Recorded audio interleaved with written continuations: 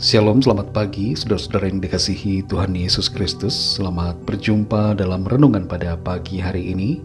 Doa dan harapan saya saudara semua ada dalam keadaan yang baik, sehat, penuh sukacita, dan berlimpah berkat Tuhan. Sebelum kita mendengarkan renungan firman Tuhan, mari kita siapkan hati dan berdoa. Bapa Surgawi, Bapa dalam nama Tuhan Yesus Kristus, kami bersyukur untuk anugerah-Mu, kasih setiamu, dan segala kebaikan-Mu yang Tuhan limpahkan dalam hidup kami. Kembali kami ada saat ini, kami boleh bernafas, kami diberi kekuatan, kesehatan. Itu semua karena kemurahan Tuhan. Sebelum kami memulai aktivitas kami rindu diperlengkapi dengan firman-Mu. Berbicaralah ya Tuhan, dan berikan kami pengertian untuk memahami kehendak-Mu. Dalam nama Tuhan Yesus kami berdoa. Haleluya. Amin. Saudara yang dikasih Tuhan, ayat renungan kita pada saat ini terdapat dalam surat Roma pasal 6 ayat yang pertama sampai ayat yang kedua. Tertulis demikian. Jika demikian, apakah yang hendak kita katakan? Bolehkah kita bertekun dalam dosa supaya semakin bertambah kasih karunia itu? Sekali-kali tidak. Bukankah kita telah mati bagi dosa? Bagaimanakah kita masih dapat hidup di dalamnya? Saudara yang dikasih Tuhan, orang yang sudah mati ditawari makanan apapun, sekalipun itu makanan yang paling enak, ia tidak akan merespon. Demikianlah juga kita yang telah mati bagi dosa, kita tidak akan merespon sekalipun ada godaan dosa. Setiap hari selalu ada tantangan dan godaan yang dapat membuat kita jatuh ke dalam dosa. Tapi kita diberi kekuatan dan kasih karunia untuk menang atas dosa. Seorang tokoh rohaniwan Katolik bernama Catherine of Siena pernah mengatakan, melakukan dosa adalah hal yang manusiawi, tapi tinggal terus di dalam dosa merupakan sebuah kekejaman. Ketika kita menjadi percaya kepada Kristus, oleh kasih karunia-Nya kita diselamatkan, dibaharui dan dipindahkan dari kegelapan ke dalam terang. Kita dibersihkan dari dosa, sehingga kita tidak lagi merasakan damai sejahtera untuk melakukan dosa. Ada perasaan duka cita secara roh saat kita berdosa, dan kita tidak mau terus berkubang dosa, tapi kita merindukan untuk hidup dalam kebenaran. Dalam Roma pasal 6 ayat 1-2 ini terdapat sebuah pertanyaan yang sangat relevan untuk kehidupan kita sebagai orang-orang percaya. Bolehkah kita bertekun dalam dosa supaya semakin bertambah kasih karunia Tuhan? Pertanyaan ini menyoroti dua aspek penting dalam hubungan kita dengan Allah. Pertama, keajaiban kasih karunia-Nya. Dan kedua, pemusnahan dosa dari kehidupan kita. Ayat ini menegaskan bahwa kasih karunia Allah yang tidak terbatas tidak boleh dijadikan alasan untuk bertahan dalam dosa. Sebaliknya, kasih karunia itu seharusnya menjadi motivasi bagi kita untuk hidup seturut dengan kehendak-Nya dan menjauhi segala dosa. Mengapa?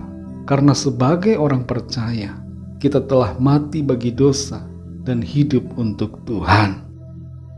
Kita perhatikan bahwa secara tegas kalimat dalam ayat ini menjelaskan tentang perubahan batiniah yang terjadi ketika kita percaya dan menerima Yesus Kristus sebagai Tuhan dan Juru Selamat kita. Di sini dikatakan bahwa kita telah mati bagi dosa. Ini menunjukkan bahwa dosa tidak lagi memiliki kuasa atas kita. Kita telah ditebus oleh kematian Kristus di kayu salib, dan karena itu dosa tidak lagi memiliki hak atau wewenang atas hidup kita. Penting bagi kita untuk mengerti bahwa kasih karunia Allah bukanlah sebuah izin untuk melakukan dosa, tapi justru merupakan panggilan untuk hidup benar dan kudus di hadapan-Nya. Dalam ayat-ayat yang selanjutnya, yaitu di ayat 15-23, dijelaskan bahwa sebagai orang percaya, kita dipanggil untuk hidup dalam kebenaran dan penundukan diri kepada Allah sebagai hamba-hamba kebenaran. Saudara yang dikasihi Tuhan, jangan kita menganggap bahwa beriman kepada Kristus membuat kita bebas untuk melakukan dosa. Jangan menganggap bahwa karena dosa kita sudah ditebus, maka kita boleh melakukan segala dosa. Tidak, saudara. Sama sekali semua anggapan dan pandangan yang demikian adalah salah. Mengalami kasih karunia Allah seharusnya menyebabkan kita semakin mendekat kepada Tuhan dan hidup dalam kebenarannya. Kasih karunia ini bukanlah lisensi untuk hidup seenaknya, tapi merupakan dorongan dan kekuatan bagi kita untuk hidup seturut dengan firman-Nya. Jangan biarkan iblis memanipulasi pikiran kita dan membuat kita salah persepsi tentang kasih karunia Tuhan. Mari hidup dalam kebenaran, turuti firman Tuhan. Roh Kudus akan menolong kita. Mari kita berdoa. Bapa, dalam nama Tuhan Yesus Kristus, kami bersyukur untuk firman-Mu yang sudah kami dengar, mengajar kepada kami untuk kami menghargai kasih karunia-Mu dan tidak salah menanggapi akan anugerah-Mu dalam hidup kami. Karya penebusan, pengampunan, dan keselamatan yang Tuhan kerjakan. Kasih karunia-Mu bukanlah kesempatan bagi kami untuk berbuat dosa dan hidup terus di dalam dosa, tapi kasih karunia dan pengampunan Tuhan merupakan karya yang Tuhan kerjakan untuk membawa kami hidup dalam kebenaran-Mu. Ajar kami untuk selalu taat dan setia melakukan kehendak Tuhan. Pimpin kami Roh Kudus sehingga kami senantiasa ada di dalam kebenaran-Mu. Berkati kami Tuhan di sepanjang hari ini dalam segala aktivitas, tugas, pekerjaan, pelayanan, dan dalam segala hal yang kami kerjakan. Biarlah kehidupan kami selalu menyenangkan hati Tuhan dan menjadi berkat bagi sesama kami.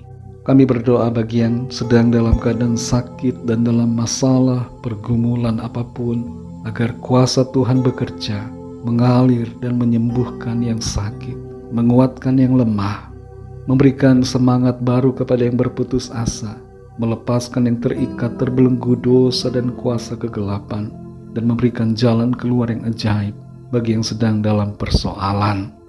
Kami percaya kami alami kemenangan, kami alami pertolongan Tuhan, dan Tuhan membawa kami terus masuk dalam penggenapan rencana-Mu yang baik dan sempurna. Terima kasih Tuhan, dalam nama-Mu yang kudus, nama Tuhan Yesus Kristus, kami sudah berdoa dan mengucap syukur. Haleluya. Mari sama-sama kita berdoa doa Bapa kami. Bapa kami yang di sorga, dikuduskanlah nama-Mu, datanglah kerajaan-Mu, jadilah kehendak-Mu di bumi seperti di sorga. Berikanlah kami pada hari ini makanan kami yang secukupnya. Dan ampunilah kami akan kesalahan kami, seperti kami juga mengampuni orang yang bersalah kepada kami. Dan janganlah membawa kami ke dalam pencobaan, tetapi lepaskanlah kami daripada yang jahat, karena Engkaulah yang mempunyai kerajaan dan kuasa dan kemuliaan sampai selama-lamanya. Amin. Terimalah berkat Tuhan. Tuhan memberkati engkau dan melindungi engkau. Tuhan menyinari engkau dengan wajah-Nya dan memberikan kasih karunia. Tuhan menghadapkan wajah-Nya kepadamu dan memberikan damai sejahtera. Berkat anugerah dari Bapa Sorgawi, cinta kasih karunia dari Tuhan Yesus Kristus, dalam persekutuan dan penghiburan Roh Kudus, menyertai kita semua sekarang ini dan sampai selama-lamanya. Dalam berkat nama Tuhan Yesus Kristus. Haleluya. Amin. Puji Tuhan, saudara yang dikasihi Tuhan, saya percaya firman Tuhan menjadi berkat dan kekuatan buat saudara semua, dan Roh Kudus akan menolong saudara untuk lebih lagi memahami kebenaran firman Tuhan. Tuhan Yesus memberkati saudara semua. Sampai jumpa dalam renungan yang berikutnya. Haleluya.